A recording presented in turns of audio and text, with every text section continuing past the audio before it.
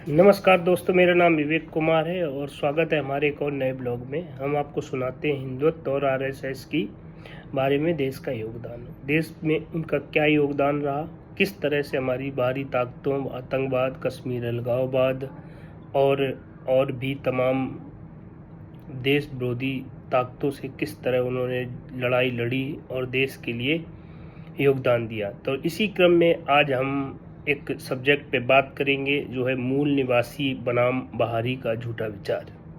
मतलब किस तरह से इसमें भारत के लोगों के बारे में और किस तरह से उन चीज़ों के बारे में बताया है, कैसे लोग जंगलों में रहते थे, फिर गांव का विकास हुआ, नगर का विकास, इस बारे में बात करते हैं।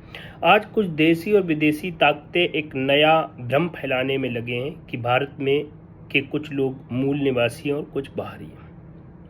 यह विचार आधारहीन है और पश्चिमी देशों के गंभीर ऐतिहासिक अपराधों से प्रेरित है, जहां अमेरिका और ऑस्ट्रेलिया के मूल निवासियों का दमन कर उनकी संस्कृति नष्ट कर दी गई। परंतु भारत की कहानी अलग है। भारत में सब भारतीय, सब कभी वनों में रहते थे, फिर उसमें से ही गांव और नगर विकसित हुए, फिर जंगल, ग्राम, शहर में परस्पर स्थानांतरित होते रहे। आज भी ये क्रम जारी है। इस प्रक्रिया में किसी को बाहरी या अंदरूनी कहना न केवल अवैज्ञानिक बल्कि भारत की मूल स्वभाव के विपरीत है। भारत के जनजातीय समुदाय जो आज भी अपनी परंपराओं का पालन करते हुए हिंदुत्व के एक प्रमुख वाहक हैं, वे न केवल प्रकृति की पूजा करते हैं बल्कि समन्वय व सामंजस्य के सिद्धांत को जीवन में उतारते भी हैं। यही भाव शहरों, गांव और वन क्षेत्रों में समान रूप से दिखता है। भारत की प्रकृति पूजा की परंपरा।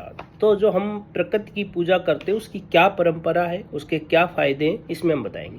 पेड़ों, नदियों, पर्वतों, सूर्य, चंद्रमा आदि की आराधना जनजातीय जीवन से लेकर नगरीय संस्कारों तक सर्वत्र दिखाई देती है। यह किसी एक वर्ग या क्षेत्र की विशेषता नहीं है, अपितु पूरे भारत की सांस्कृतिक पहचान है। हिंदुत्व सह अस्तित्व और शांति का सर्वकालिक सूत्र है। हिंदुत्व की मूल अवधारणा है सब में एक ही तत्व है और हम सभी ईश्वर के अंश हैं।